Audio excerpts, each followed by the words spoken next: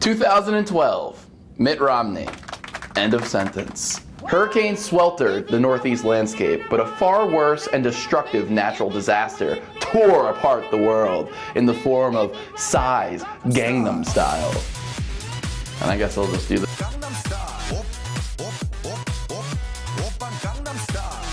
As original ideas became less important, things like CGI and Vin Diesel became box office magic.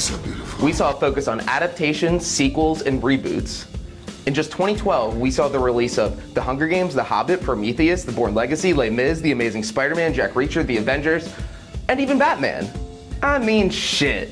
Even Argo and Zero Dark 30 were based on real-life events. And double shit, Battleship was based on a board game. What's next? Yahtzee? A Demon's Adventure?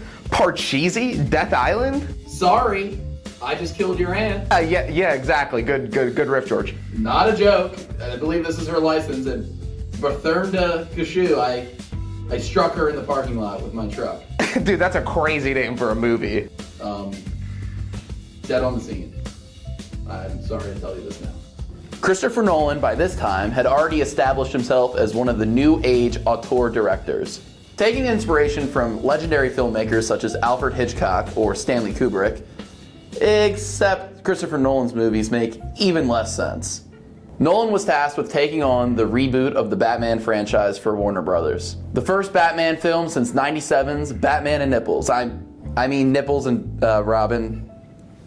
Batman and Robin. So Nolan took his dark pen to paper that he flexed in such films as Insomnia, The Prestige, and the classic Memento. He applied his gritty tone to the world's greatest detective. His writing style paired well with the moody and dark nature of the Caped Crusader. Tapping Scarecrow and Ra's al Ghul from the famous rogues gallery of Batman villains for the first feature film, Batman Begins. He followed it up by not only making one of the famous tentpole films of the superhero genre, but of contemporary prestige genre filmmaking in general. That film, of course, is 2008's The Dark Knight. After taking a quick break to make a movie about Leo DiCaprio's creamy dreamies, Nolan took the pen to page one last time to write The Dark Knight Rises. The final film, the most divisive of the three, has been explained by some critics as convoluted, bloated, turgid, intumescent, and tumified. Taking inspiration from some of the Frank Miller Batman comics, like The Dark Knight Returns, in this film we meet an older Bruce Wayne who has since retired as Batman after the events of Harvey Dent's death. But knock, knock, knock, trouble comes to the door in the form of a terrorist. A jacked bombshell in a bomber jacket comes to Gotham with a bomb. Jack? You should say it like a 1920s newspaper guy. Like, a Jack bombshell and a bomber jacket comes to Gotham with a bomb. Jack? I guess I'll try to ham it up a little bit. Extra, extra! Read all about it! A jacked bombshell wearing a bomber jacket comes to Gotham with a bomb, Jack! Read all about it, a quarter for a dime. Read all the time. And with the help of a BDSM icon, can the Bat take down the Big Muscle Man? Find out on For a movie this good. Cheers, brother. I do like how we're getting into this just right on the third one. We're not even bothering with the other two movies. There are two other movies? I thought it was just confusing. Mask. Yeah. Why someone would shoot a man before throwing him out of a plane. That's a fire opening line. I love the Bane voice personally. That's an icon. Yeah, it is kind of good. It is a really good voice. It's very performative, which it pairs well with a comic book movie to be a little out there. So fucking sick. Also, the line coming up here is like, one of us has to be in the rubble. Dude, like, this is like super visually intriguing. This is some like Mission Impossible shit. I've seen this movie so many times, I don't even understand really what's going on, and I don't care to even know. I mean, they have their words. I mean, it's like a superhero movie, so they explain it with a sentence that doesn't really make any sense. It's like, does Bane represent like a different country? Is he like from a country and these are like all his boys and he's just like a terrorist? I don't think it's a country. Just like an organization of terrorists. Yeah, that voice is so cool. Yeah. And Tom Hardy is, I mean, relatively unknown at the time, but obviously became one of the A-list leading men in Hollywood. He's made some weird choices along the way, but he is no doubt an incredible actor. Yeah. Also, there's an incredible charisma to Bane, and that there was in the It's the Joker voice as well. It's just, I think, well, just the way he talks, he's like, because I could have seen him going in the direction where Bane's like more of a brute. Yeah. And he just like talks normal, but he's just like mad angry all the time. Yeah.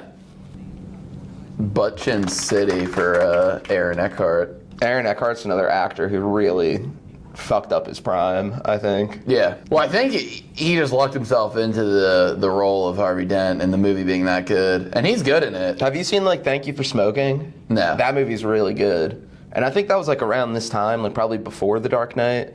And then he does shit like I, Frankenstein. Yeah. Which I am kind of interested Yeah. in, honestly. And you must be Frankenstein. My name is Adam. That's the movie where Frankenstein works at an Apple store, right? So Anne Hathaway was a fucking thing at the time. I mean, we This said is Les in the intro, Mis. Les Mis came out in the same fucking year. This has got to be peak. I'm an Her Anne Hathaway peak. stan. I don't know. When did The Princess Diaries come out? She's probably been It's relevant. like 04. Yeah, she's been relevant for And then Devil a long Wears Prada time. and stuff. I think she's due for a comeback. I haven't really seen her do anything recently. But I'm an Anne She stan. linked up with Nolan 2 years later for Interstellar. I haven't seen that. Missed out on that one. It's also 3 hours. Makes less sense and doesn't have Bane. Yeah, I didn't really get the McConaissance? reconnaissance. Well, he made the AIDS movie and everyone loves AIDS. So you have the passing mention of AIDS, Oscar. And Jared Leto and You got Philadelphia, Forrest Gump, Andrew Garfield thing about Tick, the Tick, AIDS. Boom. Everything shout about out Jack. Yeah. Shout out Jack. It's his favorite film. They're screaming happy birthday. I don't remember Anne Hathaway's like performance really, but I like the new Catwoman, Zoe Kravitz. I think she's good. Awesome. And really, the only other like thing is when I play like the Arkham games. Michelle Pfeiffer, so hot. She's so hot. I haven't seen those movies though, but she's probably I've pretty seen good. clips. That's all you need to say. He's just getting chicken fingers delivered to him. Is that actually what it is? I don't think so. Oh, that would be hype. He's just like me. Where's the honey mustard?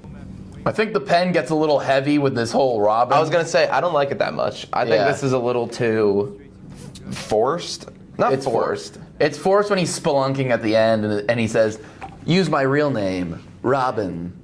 That's what I like, hate that shit. I understand that they needed a co-protagonist to help Batman at certain parts of the plot, but it being Robin in this way is kind of ridiculous. It seems it's like a wink. Such an endearing dynamic though between Alfred and Bruce, his de facto father. Yeah, he's like his father, but at the same time, he like knows he has to be his butler too. He like does Yeah. all the chores and shit. Well, I feel like Alfred definitely has like a legion of butlers that are under him that have nothing to do with Batman, yeah. that are actually doing the house stuff. Yeah, the Nolan scripts for these films, I mean, they don't speak in ways that human beings speak, but I kind of like, I think it pairs well with the source material. No, I agree. At a certain point, you would think like the highest of powers would intervene with the crime in Gotham, like ever. Yeah. There's people shooting SWAT team down. The SWAT, I guess those are the people who would deal with it, and they're getting fucked up in Gotham. We know it's down there, sir. The police commissioner. Someone get this hothead out of here. Where's that? Hothead is just a very valid inquiry. Oh, the commissioner went down there. Should we go down there? What the fuck are you talking about? That's a fucking explosion. Get him out of here. He is like physically imposing in such a real way. Like Tom Hardy's body in this movie is insane. He literally like became a supervillain. Yeah, because he's not like super juice. It's very realistic. He's Yeah. not just like, you love Bane. Yeah. I think you have kind of like a very close relationship with the character. What do you mean by that? Yeah, I went as him for Halloween one year, as you can see here. I kind of slayed as Bane as well. Yeah, that was a good costume. They gotta stop giving people like guns in movies if they're just gonna shoot and miss. There's like no point in that.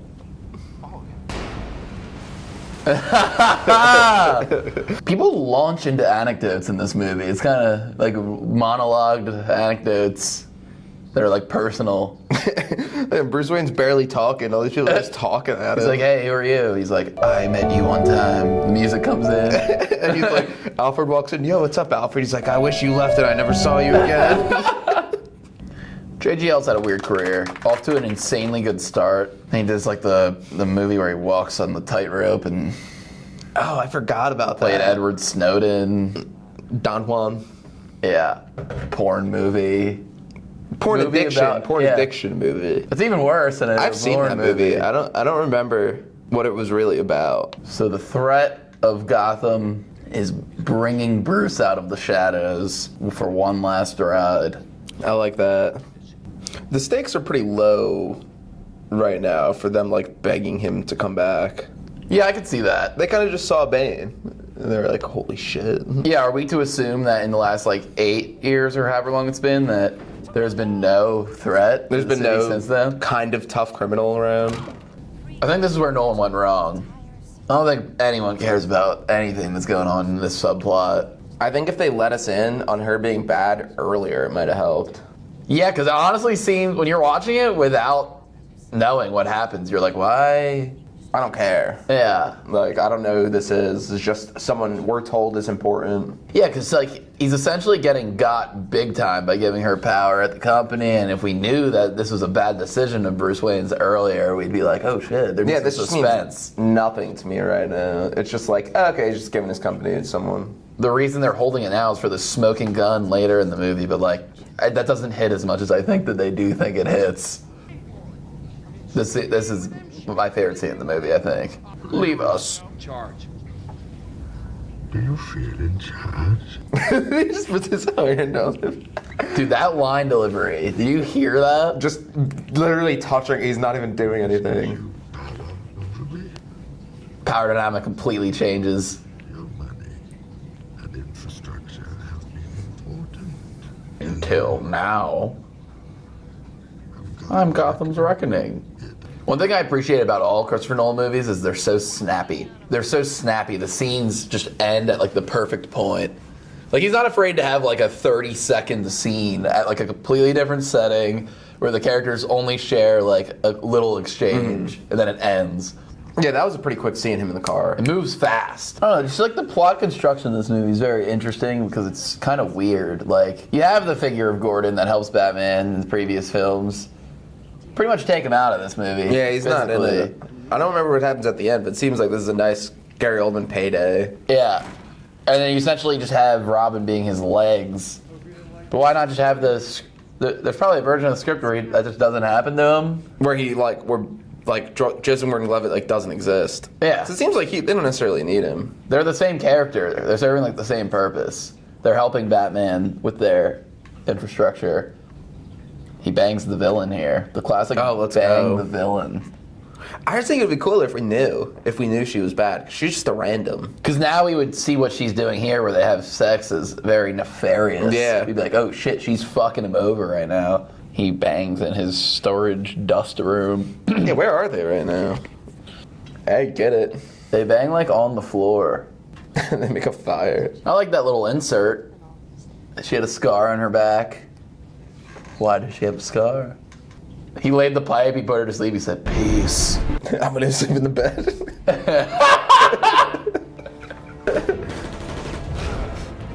That was a cool shot they just did with the guns illuminating the scene. Like they do in the Batman does it better. Yeah. What a shot. Like, he's cooler than Batman, honestly. He is cooler than Batman.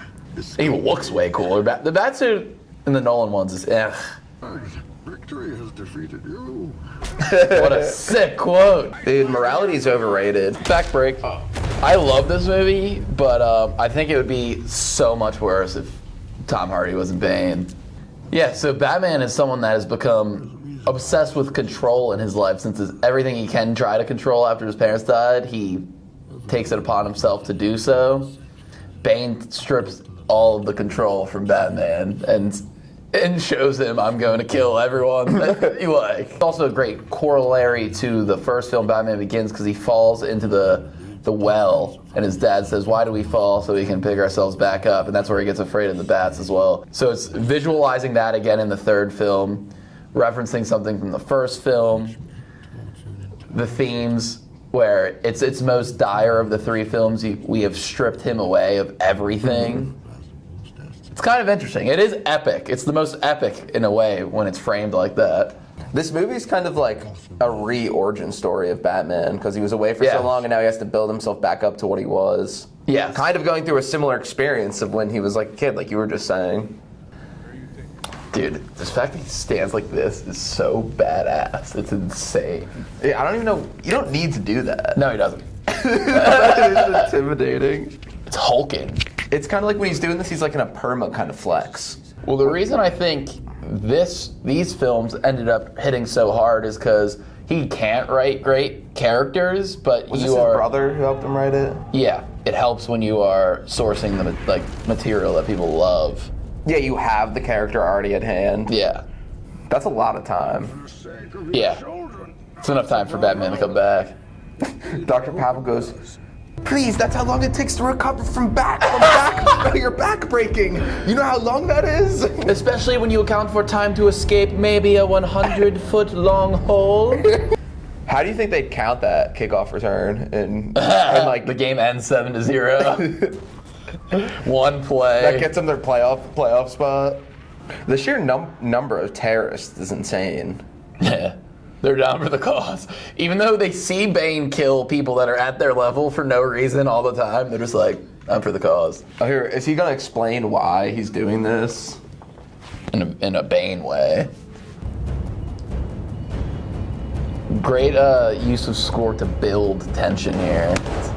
Where are we in this movie? The drums are making, you're like getting geared up for something. It takes a long time to get here. Too long. Hour and a half. Like I said, I don't care because I like this movie, but it's gonna be like the thing with the new Leo Scorsese movie. I'll probably like it because I like Leo, but like, movies shouldn't be 3 hours and 40 minutes long. Right? It's hard to justify a length like that. Make a mini-series. Make like a 6-episode mini-series instead if you want to make that much content. Only me. For one of you holds the Dude, detonator. I can't believe people didn't like Bane. I really can't believe that. Yeah, I don't get that. I think no issues has to do with Bane. He's killing it on screen every time. Yeah, my issues to Bane are only writing. Has nothing to do with his performance at all. So he's the classic villain that is convinced that he's helping these people, but he's doing something so heinous that it's To insane. accomplish it. Yeah, what is it? You just like all for anarchy and just doing what you want, taking what you want? Yeah, he's coming from like, and we've seen it in these movies, is that everybody in positions of power in this universe is super evil. Yeah, people think Bruce Wayne is like evil. Yeah. Down this corrupt City! You've come to die with your city! great city. He's mad charismatic. Yeah, I like Bane. I'm kind of with him right now. For being mad evil, he's mad charismatic. I'm absolutely on the same team as him. They should make a prison like this in real life. It's like false hope. Yeah. But like make it really hard to escape but not impossible, and you're like, if you can, yeah, we're just gonna let you go. Prison workout. Yeah, he's getting jacked in here. This was Bane's gym at a certain point. This is how Bane got ripped. Even that guy that's tying the rope is yoked as fuck. I feel like Nolan's style is like the ancillary characters that aren't the main characters just literally say it. They're just exposition dumpers. And they have cool little quippy dialogues at the end of the scene. So they'll be like, the bomb's in this, and it was gonna explode then and there. And then the other exposition bomb guy will be like, all before dinner? And then it'll like cut off. This long part, waiting for the final act where Batman comes back to Gotham, I feel like is boring. Because the characters that it's not a lot of Bane, not a lot of Batman, and we're just waiting for them to fight for like an hour straight. And I don't care for any of these people. No. I wish we knew she was evil. They're good characters in combination with the characters that we think are cool, but when you take away those characters, it's like, okay. I don't mind Gordon. Gordon's good to have some scenes. Yeah. Just him. I don't know. I think on this rewatch, I feel like Batman's gonna come back and it's way too easy to figure everything out. The first 3 acts, this is a weird 3-act structure, I feel like. It seemed like the first act was everything until Batman got his back broken. Yeah. And that's like an hour and a half. Yeah. And now we're in like the second act where Gotham's like going down. We're like, I feel like the third act's gonna be like 20 minutes yeah, long. it's just gonna be when Batman comes back. There's too many characters in this movie, I think. Yeah, I can see that. More Batman, more Bane, more Gordon, more Catwoman. Yeah. That's what I'm saying. I don't think they needed Robin at all. Even though I like his performance. I don't mind him, but yeah, I don't think they need. I don't care about the cop drama. It's just screen time that you're not wasting, but it's just more confusing. The Alfred monologues, one of them's cool, 4 of them's not. Alfred started this movie, gave him 3 monologues about please stop. Then there's another monologue later. And then Alfred leaves for the past hour. He's been gone for a while now. Now this is very much so Batman. Like the prisoners are on the loose and then they just start doing their own shit. Yeah, this is cool. I like this a lot. I'm glad this scene's in here. How the fuck did he get into town? We don't need to think about that. No money on him. No money. They say if anyone gets in the town, if anyone tries to get him, we're gonna blow the nuke up. What? Just says come. Massive. Whoa, it's a symbol. Yeah, Gordon, I've actually been in town a month. I've just been doing this. I've been doing this little arts and craft project. All right, where's Bane? We got 12 hours. The bomb takes 13 hours to deactivate. Fuck. Shouldn't have spent that last 2 hours on the M. It's interesting to note that when he fights Bane in the darkness, he gets fucked up, and the second time when he wins, it is daytime. Bane, don't be looking good out there in the light. You came back to die with your city. Fire. I came back to stop you. All right, I guess so. Not really a cool answer. Kind of like a good answer, I guess, but not like It's very generic. yeah. Well, he literally just answered his question without saying something cool. No, I'm here to stop you.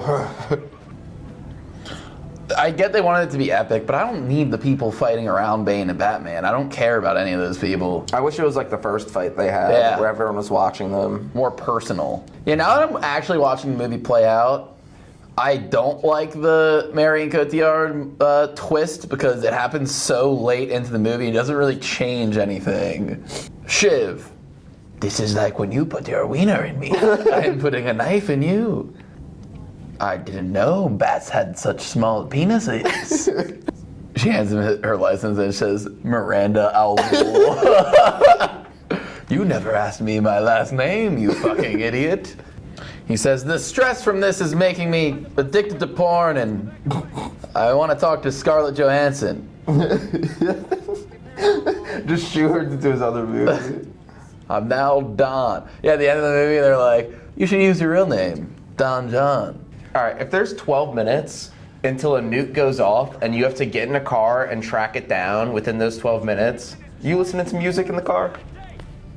You got the radio on? Wait, how many minutes does it take to get to the bomb? Does it take Well, you're just 12? trying to find it. You're just trying to find it. You have it at most 12 minutes. Do you have the radio on? I have in my 6-disc CD set, I just have the greatest hits of Billy Joel playing like I always do. And I'd say, I'm moving out. I just forget that what I'm doing because the music's so good. Listening to Anthony's song. You think there's like a Gotham equivalent of Billy Joel where he's like, how Billy Joel's like a New York guy? There's like a Gotham. I wish they showed the culture of Gotham more other than it just being like a shithole. Sing us a song, you're the Batman. So dumb. Anyway, I feel like when Hans Zimmer was in his studio making the music for this film, he was like on edge just because this score is so on edge. Like afterwards at dinner, he's like eating with his wife or something. He's like, pass the green beans. She's like, will you stop tapping your foot, Hans? He's like, what? The bomb! We only have 12 minutes! Sorry, the turkey's 12 more minutes in the oven. He's going out to get ice cream and he says to his wife, there has to be one of us in the wreckage. I really like this movie, but I feel like it's not because of the final act. I think it's because of Bane. Yeah. I think a lot of it's from Bane. I wish Bane had more screen. I feel like I don't... Is he done now? He's died. Well, It's a bad way to get rid of the character. yeah. Well, if he doesn't die, he's no longer in the movie. Especially Batman being the one who doesn't take him out. Catwoman kills everyone. I think Bane needed more screen time. He was captivating. They don't need this 45-minute subplot. I feel like takes up that much time, where it's like Ra's al Ghul's daughter like taking over the company and stuff. It could just be like Bane finds out about the bomb and steals it. Yeah, I agree. I mean, this whole end of the movie is, I think, why people don't really like it. But that is really bad. she's definitely not even dead. Why couldn't they cut to like a reverse and not even like, I assume in editing they were like, fuck, we only have this take. Just show the reverse of Batman and have her voice just go, and then it cuts to her dead. Don't have it show her go. He's more powerful as a symbol because he was a real person. You can kill a real person and then there's no hope anymore. Batman, the idea is always there. And since you know nothing about him, he can never die. Operatic vocalization. If you were deaf and reading the subtitles, you wouldn't know what that meant still. Operatic. Batman! I do think that the final scene in this movie is fire, but I think we've talked about this before. I feel like it would be better if you don't even see Christian Bale as Bruce Wayne. You just see Alfred's reaction to seeing Batman. Because you heard the monologue earlier, and that's what he wants. It's implied he sees him. So if you saw him if you saw Alfred look up and smile, then it just hard cut to the end, that would be fire. Oh, that's sad that Gary Oldman's gonna think he's dead. Yeah, he forever. thinks he failed. Again. He thought he failed after the last movie, too. That's what I'm saying. It's not nice what he does to these people. He could have let them know that he's alive. I wish it just ended right there with like a smile. Yep, we don't need the reverse. I wish they talked and chatted, honestly. We don't know. We don't need the reverse. So this ends season 1. Yeah, because it does. So we're gonna come back to season 2, and you won't believe the surprises that we have. Guests, never before seen movies, more Chaz or less, whatever you guys tell us. We'll do whatever you want. We're doing it for you guys. Yep, we have thoughts on movies. We're gonna do a TV show. We're gonna review porn. All right. Oh yeah, first merch drop as well. Take a look at this. Try that one on. This is a one of one though, not for sale. What else do we have to go over with everyone? Yeah, there's a lot of business at the end of this episode. We're the new faces of Bud Light, so be on the lookout. Yep. And yeah, season 1, everyone.